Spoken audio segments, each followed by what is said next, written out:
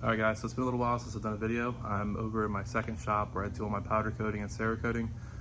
As you see, the Ram is no longer behind me. That is a 2017 ATS-V, not mine, it's a customer's car. I am doing some engine modifications to it, which are going to include, upgraded turbos, fuel cam has already been done, high pressure fuel pump's already been done. So injectors are getting flow tested. The engine's out of the car now, sending the injectors off to get tested.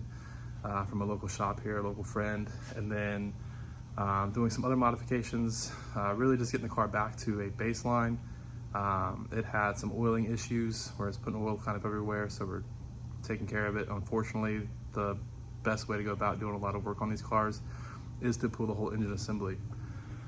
So to my left is my Corvette. Obviously the Ram is where the ATS-V is where the Ram used to be. So I brought the Ram home probably 2 weeks ago and put it in my garage.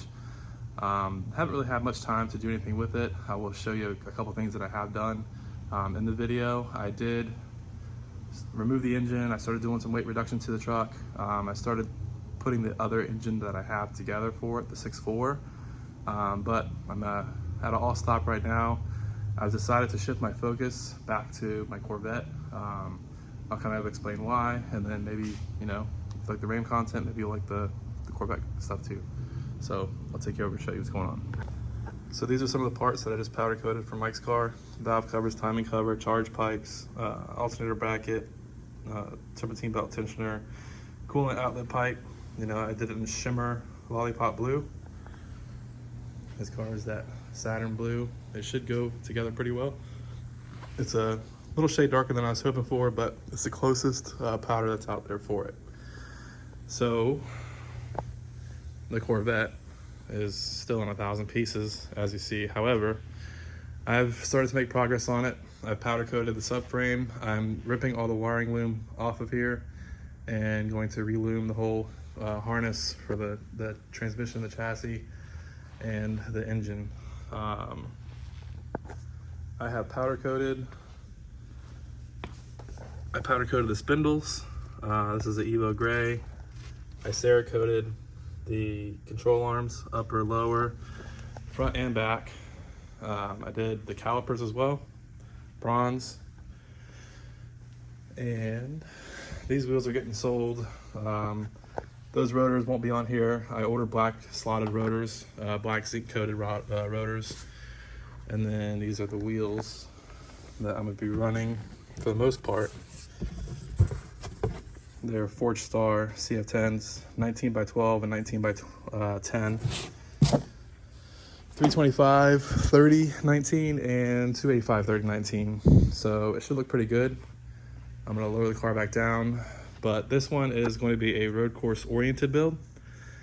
And what I'm doing with that is I'm gonna build the aero. I'll build a front splitter. I'm gonna truly encase the bottom, make it a true flat bottom car. Do a chassis mounted wing, and then do a custom rear diffuser. I'm gonna make all the parts here in-house, powder coat, Cerakote, whichever way I decide to go with the coating. But I'm just getting excited for this car again, and I'll show you what I'm currently about to be doing. So this is obviously my sandblast cabinet. This is a new set of pistons that I just got. They're DSS, if it'll zoom in, DSS 4040s. They're a plus 6cc dome. So with the combustion chamber of my heads, it should put it around, I'm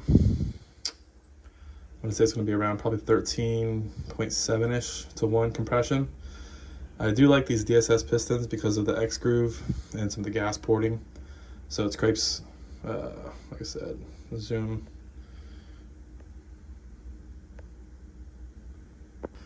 Since it wouldn't zoom, I just switched over, but it's an X groove. So the theory is it's supposed to take all of the crud that's on the cylinder wall, put it in these grooves, and then deposit it back in to these holes to the bottom side, drop it back down into the crankcase. It's kind of a proprietary thing that DSS does. I'm sure other manufacturers are following suit in other ways, but you're maybe wondering why they're in the sandblast cabinet. They were brand new, And what I'm going to do is I'm going to coat them. I'm going to do a micro slick coating as a dry film lubricant, and then I'm doing a thermal barrier on the top, and I'll show you that process as I go along. I can hear the sound, I can hear the beat. I can feel the bass, I can feel the heat. I can sing along, I can shout and scream. I can feel it taking over me. Ooh la la la, ooh la la la. Hey, hey, ooh la la la, ooh la la la.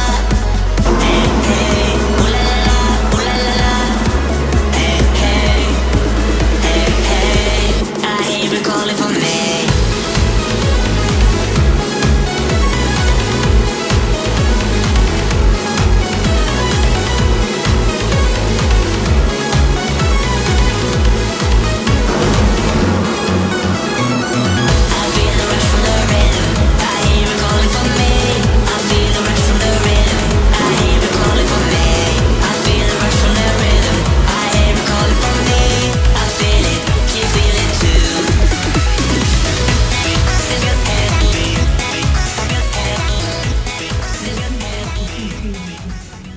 Alright, so obviously today's a new day. I'm wearing a different color shirt from where the video left off last time. So I'll stitch a few things together, kind of show you. I've taken some videos along the way. Again, it's a little hard for me to do, I guess, consistent videos because it's just me doing this most of the time. So I messed my eye up a little bit. If it looks a little funny, kind of Forrest Whitaker-y, but I'll walk you around the shop and show you what's going on and what's new. All right, so this shop is just a little bit of a chaotic mess. You know, this is, like I said again before, my powder coating and Cerakoting side, storage, and then customer car, long-term build that, you know, waiting on the machine shop right now. That's the Ram's engine over there. That's one of the powder coating ovens, another powder coating oven. This is the tires for the Corvette. I did the hand-cooked Ventus V12 Evos. These should do pretty decent. These are 325 30s, and these should be 285s. Yeah, 285 30s. And just trying to clean the car up before, you know, I'm putting everything back together. These are the wheels, 19 by 12 and 19 by 10 CF10s. I'm gonna mount the tires probably Tuesday. I ordered some black wheel weights, so you can't see the wheel weights, you know, through the wheel with the blind eye. I've been going through and redoing a lot of the wiring harness, putting new split nylon braid loom on and getting rid of the old shit, just to kind of clean the car up and give it a better overall appearance. Cleaned up the fiberglass, the frame rails, just trying to make it look good. Powder coated the spindle, Cerakoted the control arms, upper and lower. I probably showed you this before. Cleaned the tubs up on the inside.